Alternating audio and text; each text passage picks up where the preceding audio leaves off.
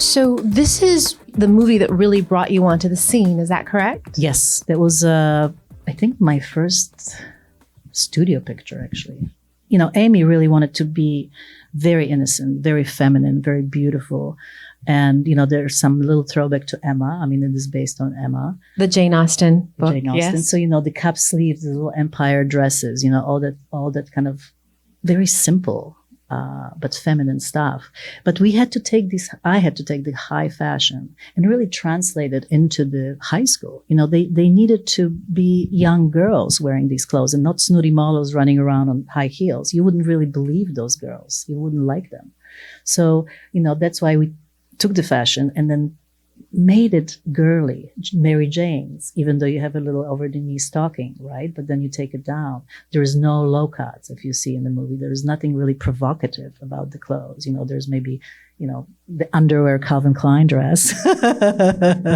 But she did put a sheer cover over it. I think we should actually note that Mona didn't have the world's biggest budget for this, because I know it looks like $1 million zillion, but how much did you really have? I mean, as I really remember, $250,000, which is nothing. I mean, more in that time, but still, you guys. I mean, how do you get designers' clothes? And there was no machine of PR. I mean, that Alaya dress, you know, I had to like figure out who speaks French. Can we call Paris? You know, Alaya's office, figure out, you know, can we ask for the dress? We didn't have the money.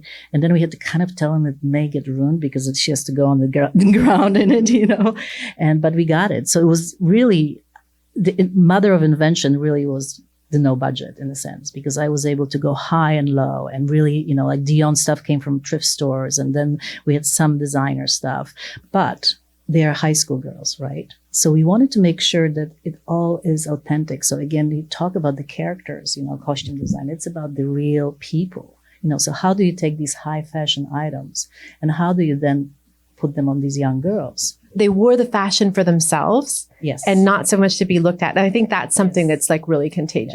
Yes. And so this isn't just with Clueless. I would say with all of your films, there's something about them that people want to be a part of it. It's not the kind of costume design that you look at and you go, oh, that's so nice. It's so over there. Your personality, what you bring, it just pulls people in and they want to be a part of it. And I think that power, you know, is something that we really have to take note of as people who appreciate costume design. Mona didn't set out to make an icon, but she sure did, you know, and this isn't the only icon that she's made in terms of her whole career. And it's just kind of the way that you go about it. I mean, I'm a maniac, you guys. I mean, I really truly dress everybody, especially for pictures like this, you have to. You know, I think that if I had the top characters dressed super fabulous and fly, and then, you know, the extras would come in their grunge, you would be like, what is that? Look, where do they come from? This is the whole entire world, the color palette. You know, I work very closely with color palettes in my films, and I think that's also recognizable, you know, something that when you look at Romeo and Michelle, Wedding Singer, Night at the Roxbury, Enchanted, you know, even Stuart Little, his little clothes were super Monome bright, you know. So there's some signature, I think. And oh, I definitely think that color is one of your signatures. I mean, don't you say that color is energy? Is that yes, your I mean, color quote? is total energy. I mean, it's if you think of the yellow suit, you know, there was such a great story about that suit because we wanted to do something first day of school, of course, you know, pleated skirt, you know, it's kind of like Catholic girls' school uniform gone wild on Cher, you know, high fashion. So it was plaid suits. So I went shopping and I looked at some red suits, red plaid. I found a really beautiful blue one. I was like, oh, it's going to be so pretty on her. And then I found the yellow. It was a Jean-Paul Gaultier Jr. line. I was like, oh my God, I'm just going to splurge on this. Yes, we must have this. May just work. So we tried the red and it was really beautiful, kind of too Christmassy. The blue, which I thought would be the 100% winner, was kind of like cute. All right. And then she put the yellow one on and the energy of her in it. And it was like a ray of sunshine, truly. And it was so important because the first day we see her in the south, she's in a quad, so a lot of green. We have a lot of people crossing.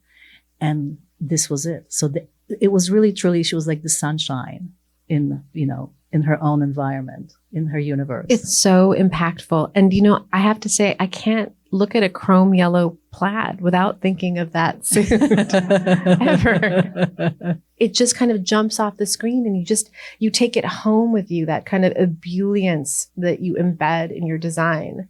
Throughout my career, it's been very important to support women, and I think to bring them authenticness to who they are so women can feel good in their skin. I think it's very important. And, 30 years ago, 50 years ago, and now, I think that there's some kind of empowerment, to who we are, so we can show our curves and be feminine and pretty.